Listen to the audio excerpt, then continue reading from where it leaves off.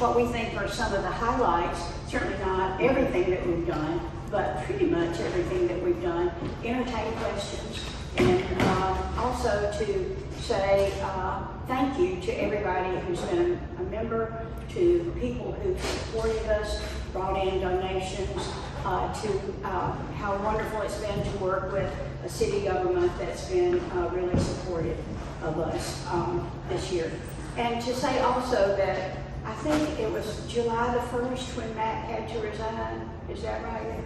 It was July the 1st. And of course we felt rudderless. We had some advance warning of it and knew that, you know, there were health issues and other things that you just have to tend to.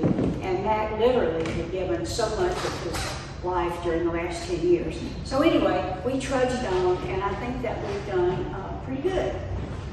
So to start off the foundation, oh, and I wanted to introduce everybody. Louis Bramlett is our secretary now and is taking pictures. Bill Hamilton, Little Bill as he's known. Andrew Bramlett, of course, is the archivist. Yvonne Leander, board member. And Becca is our treasurer. Alan Kemp, board member. And I'm Betsy Lane. So here we go. As we said, and Kurt Johnson is absent tonight. I think he's out of town. One of the things that we've done for a number of years and has turned out really good for us, we don't always have a great turnout, but we have had some great speakers in our lecture series. The first one that we had, oh, you know, look at all these guys. You recognize all these guys. And it was really a lively, interesting discussion about politics in Acworth. And another one we had was the history of the Bethel AME Church, which is fascinating. We enjoyed it. And Mac decided to get up and pass around the hat. He put, I think, a $100 bill in there, and we wound up raising $400 for the church that night. So we're real proud of that. I wish we could do more. Overlooked history of Georgia. That was one of the stunning presentations by Andrew Bramlett. I had to miss that one, but I did watch the video, and there are videos of all of these on our YouTube website. The next one we did was about the Liberty Hill area of Acworth. I don't know, is that really an official thing, Alan, or we just have coined that? We just coined it, the Liberty Hill Cemetery. We just use that as a name. Right. And of course, right now, there's a lot of interesting things going on in the Liberty Hill area. One of our popular series discussions was growing up in Acworth in the 80s and 90s. And honestly, those are full of the finest people that are in Acworth. I just didn't have any idea about, well, you know, it gave you hope for the next generation, or maybe the next two generations, anyway, because they've already got kids. And Acworth on the main line had talked about the role that railroads have played in Acworth and of course in the development of our city, and of course in other cities around also. And here we have, I wish Toby was here, but I'm sure he's seen that picture of himself up there. The black and white ball. It was totally a really good time. It turned out to be really heavy on the nostalgia, and I had never been one of those things. Have you ever been to 1885 for 1885 Haggard, and they had that big, you know, spread like it? Absolutely amazing. And I think that at the end of the day, it was the best fundraiser, the biggest fundraiser that we have ever had. And it really turned out good. We got, you know, a lot of plans. And I don't know what we'll do to top that one. I don't think we can top that one, but we'll be, you know, looking at ideas for other video. Oops, I skipped that. Don't tell anybody I skipped news. Lord of mercy. One of the things we did, and I think Moose was happy about it, he don't look happy about it, was that we participated and helped sponsor the Ruby McCrae gazebo dedication. He had promised his mom a long time ago that he would, well, it was her idea that she would like for people to have a gazebo and a place to sit down in the pasture. And he said it took him a little while to get it done, but he did it, and they had a wonderful dedication. And if you haven't been by there, now's a good time to go and see the gazebo. We had some additional events. We are certainly grateful to Toby Carmichael for having a fundraiser night for us. We participated in getting the Ackworth Christian Church to historic landmark status.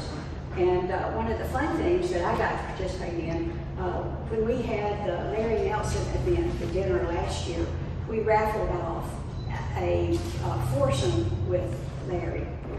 And the person who was, made a really generous bid was Toby Carmichael. And he gave it to a family. It's, I think his girlfriend. Yeah.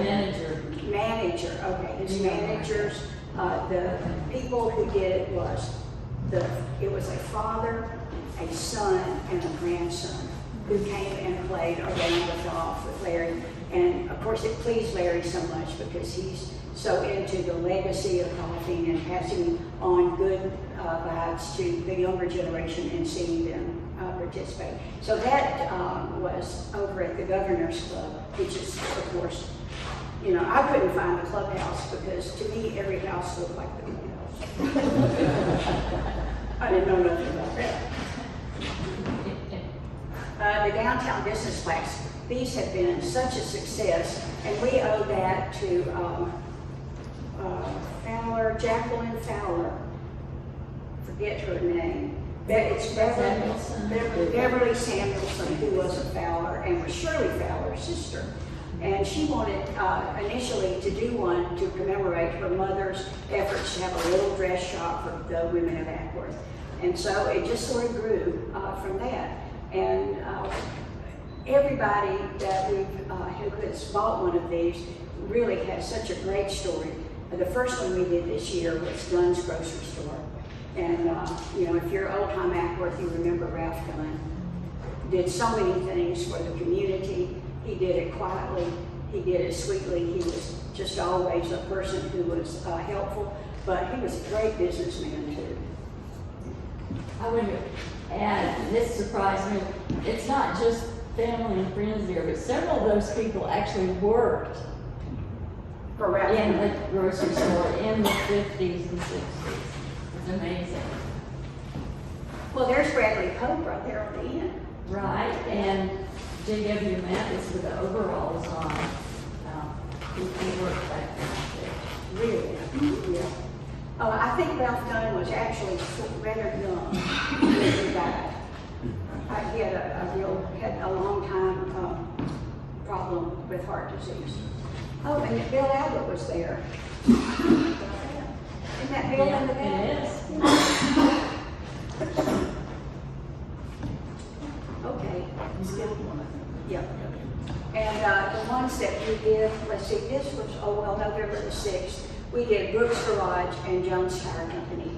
And, honestly, it was just so moving to see the two families who had done so much for this community to be receiving theirs on the same day. And what was one of the biggest surprises to me was that I asked the Jones family, just somebody come up and say something about the business, because that's usually what we do.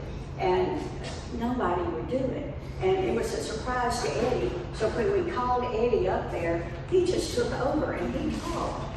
For a good thought for Eddie, it was a sermon. Okay. So I think he was really moved and probably really pleased with his family. But as I've told many people, when Johnny used to work out of town, and the cars never broke down until Johnny was out of town, and I'd call him and he'd say, well, either let Robert go, take it down to Robert and let him look at it, or take it down to Eddie and he'll take care of it. I'll talk to him when I get back home. So these were, I bet everybody in town just about has a story about either one of these or both of them. downtown storyboards. We've been really intimately involved with the storyboards. I believe that y'all done, you and Andrew did most of the writing. Andrew did it for him, I did. Right. And also that we paid for them. Oh, yeah, we paid for We pay for it, okay. So, you know, we're really proud of these. The first one, we did the dedication that, of course, nothing goes along without the city's approval, and they were certainly helpful in giving us the ability to put them where they were conspicuously, easily to be viewed. But we did the unveiling down at the beach house, but it was the unveiling actually of all 6 of them. They were all in place, and there were replicas of them so that people could see. But anyway, the Ackworth Beach House and Bathhouse, the Roberts School, the Smith Women Institute, which that is on the grounds of the Ackworth Primary School right now. The Ackworth Mill Village, and that one is a little harder. That's the one where it's down where, you know, where the Christmas tree is. That's where that plaque is. Cowan Mill and the Mineral Well.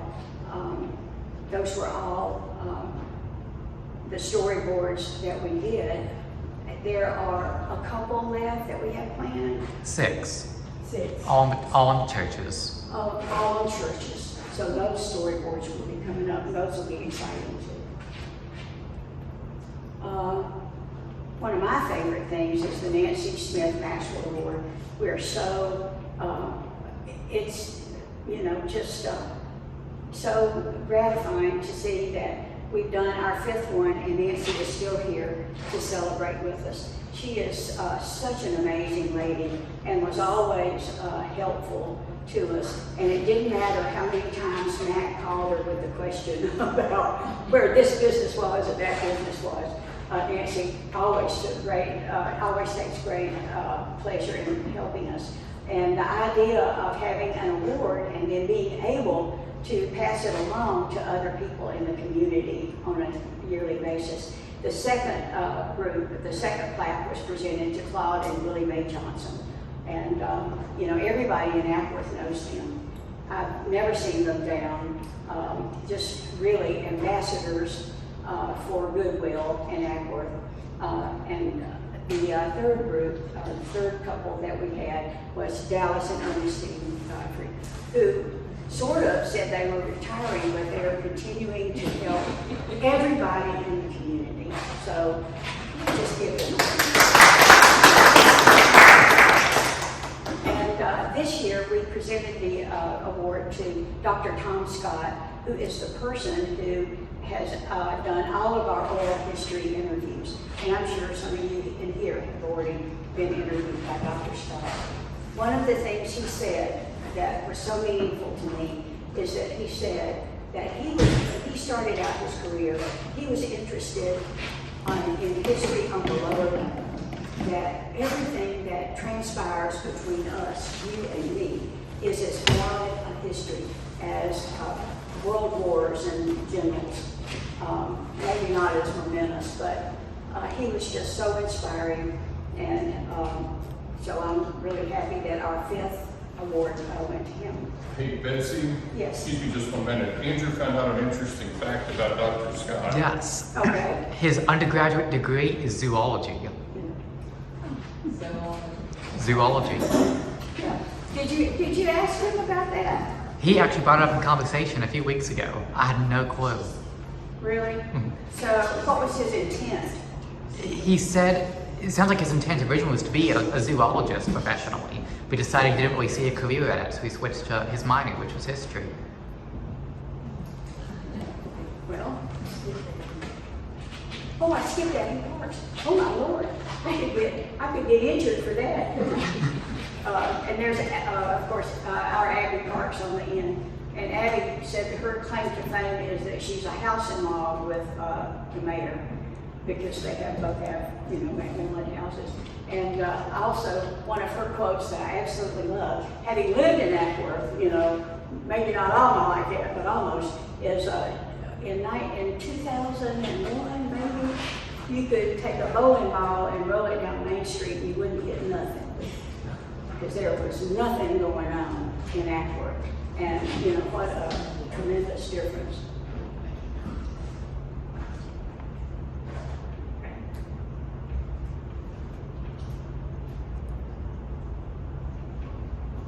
Okey-doke. Honoring and recognizing Matt Turner. The first event that came along was actually a surprise for Matt. And the city suggested that one of the ways we could honor Matt was to make him a citizen of honor. And that's only been given 3 other times. And so we convinced Matt that we were all going together down at a city hall meeting, and it was going to be presented to Dr. Scott. And Dr. Scott actually played along with it. And then at the last second, Dr. Scott turned the table on Matt, and I think he was totally surprised. He was really surprised. And then just about a month later, we got, I hope everybody goes by and sees the picture of Matt in his, you know, railroad club. But we were able to put a portrait, a picture of Matt inside of the depot. Of course, you know, it's, we owe so much to Mac at the Save Ackworth History Foundation, and he'll always be on our mind and in our hearts. And scholarships. One of the things we do with our money is, and we're hoping to sponsor even more scholarships in the years to come, but the 2024 recipients, we were able to give 2 $1,000 scholarships, one to Andrew Bramlett and the other to August Inman. And these scholarships are given to students who are interested in becoming or majoring in history. And I think, you know, that's the track that Andrew has been on for a while now. I don't think we can ever say enough times that Andrew is remarkable. He's our archivist. He keeps us organized. And Becca, who does a large part of the work, said we couldn't do it without him. And how about August Inman now? Is he going to KSU? No, I think he's. He went to a small school up in Michigan. I think. Yes. That's never enough to talk about him. Hillsdale. Yes. Yeah. Hillsdale. Oh, he was born in Hillsdale. Okay. He wanted to stay with. He's a fine young man. Really, these were the 2 most remarkable scholars that we have encountered in this program. And I want to remind you that the more scholarships are coming. You can help us spread the word. Their scholarship applications can be accessed on our website, or if you see us, you can, you know, please, you know, ask us about it, and we'll be happy to give you more information. And Butch Price brought us such a, you know, it's a wonder Andrew didn't quit when he saw what Butch brought. So tell us exactly what this was, Butch. So that was the group pictures taken each year from 1960, I believe it was, all the way till Ackworth moved to the new place. And they were putting them in the dumpster, and I saved them. Isn't that a story? Really? Yeah. I mean, you just happened to be in the right place at the right time. Actually, Jerry Bennett was, he was a custodian at high school, and when they built the new school, he transferred up and worked, and he called me and said, I've been ordered to put these in the dumpster, and I'm standing here, and I said, well, just keep standing there till I can get there. So that's how I got it, and I kept them on the shelf at home there for, well, I guess it's been 15 years or more. Really? I think there's a picture of They were all you in and the Alan new in school there. there. I think, is there a picture of you and in there, Alan? I don't know. Probably. Sure. If you went to school with that was 1960 to whatever year they moved. That was really a remarkable, you know, donation. The day that Butch brought him into the office, I mean, sort of the meeting broke down because we all just wanted to look at the pictures and, you know, see the Ackworth issue. So it made me think, how many times there's nobody there to save the history that's going to get put in the dumpster. No telling what we've missed, you know. And another big donation, and that was really important, is that we received, was it a complete set of Altoona? It's not complete, but it's most of them. Okay, and Joseph Lanier is? He is one of the teachers at Altoona High School. He's the yearbook advisor.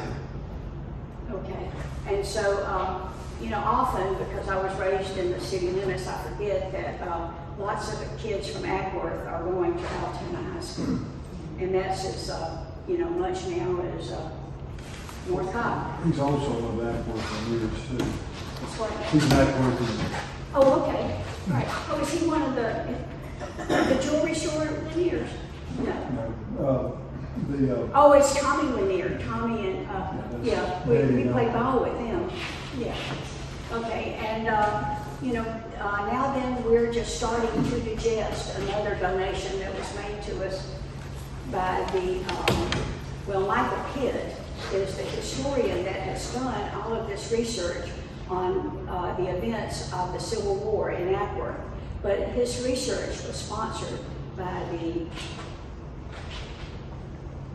Sons of Union Veterans. I want to get that right, Sons of Union Veterans. And they're an active group around here, and they were first, well, I don't exactly know how it all started, but I think they were fascinated with the Lemon House and some of the history that we know about the Lemon House. But what Michael Hitt has said, and is proven through his documented research, is that that was really sort of a small piece of the story. That at one time there were over 50,000 troops, Union troops in Ackworth. And some of the events that have happened in the Civil War related to Ackworth are remarkable. And Michael Hitt, I haven't read it as much as probably Vaughn could speak a little bit more to it. But that Ackworth, during the time that Sherman was staying in the Lemon House, was sort of ground zero for the planning the takeover or the fall of Atlanta. And one of the things that Michael Hitt is such a pleasant person, and he is so fascinated by history. He's just a history geek. But he said that you can imagine Sherman on, and he was only here for a week, but every morning he would have a conference with the people that were around him, and he had here, and he was doing the planning. And he would walk up Lemon Street, which really was the driveway for the Lemon house, for the Lemon family. And he would send telegraphs here and there, and he was directing the whole campaign from the Lemon House. And so, and that was just 1 week. There were other more important, not more important, but certainly very important things that were going on in Ackworth. And hopefully we'll, be sharing some of that information as we actually get it digested ourselves. We don't know exactly where that's going to go because we haven't had it that long. Anyway.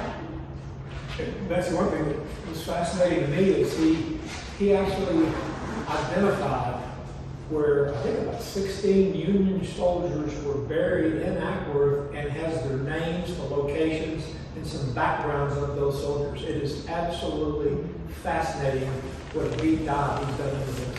Well, it's much. I recently tried a notebook, and it's actually hundreds.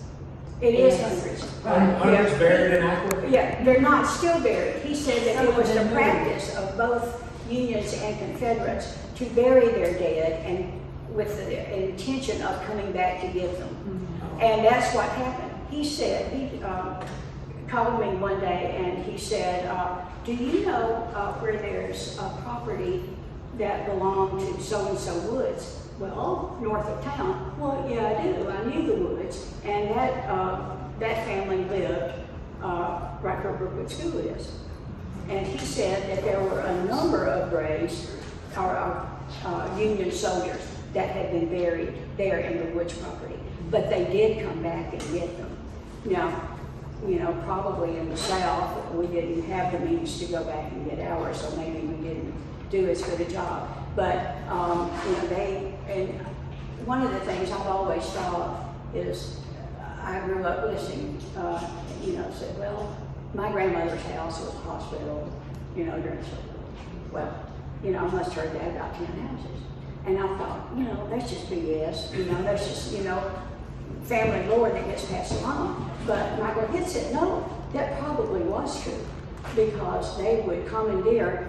There was so much going on around Ackworth, and there were so many people getting wounded that probably there were that many houses that were being used. You know, I'm sure there weren't 10 surgeons, but, you know, maybe a bigger house, you know, had a different kind of role. But that there really were a lot of houses around with so much activity. Let's see. He also, one of the things Yvonne brought up, and she was interested in, is that some of the action came from what he called the Home Guard. And that there were, maybe not a lot, but some these guerrilla type renegades would do these guerrilla type attacks. And there was a real active nest of these people in Cherokee County around Canton. Just fascinating stuff. And what he has tried to do, and he's done some research for other cities. He has been really active, but when he makes a claim on one of these pages, these are all, you know, like in clear plastic, you know, then he will give you on the next page or two some of the history that he's used to validate. Like he seems to rely a lot on communications that commanding officers, like telegraphs, and their records they kept on the battlefield. So he has access to those, and he'll say, I know this because of that, or I know this because of a newspaper article, or, you know, some other source. So anyway, we've got that to go through, and it felt like a real honor to be receiving all of that information, and I hope that I'm smart enough to understand some of that. Here we go. And we have a new slate of officers, and as everybody knows, Becca's going to be our president next year, so are you going to talk about a little about plans and stuff?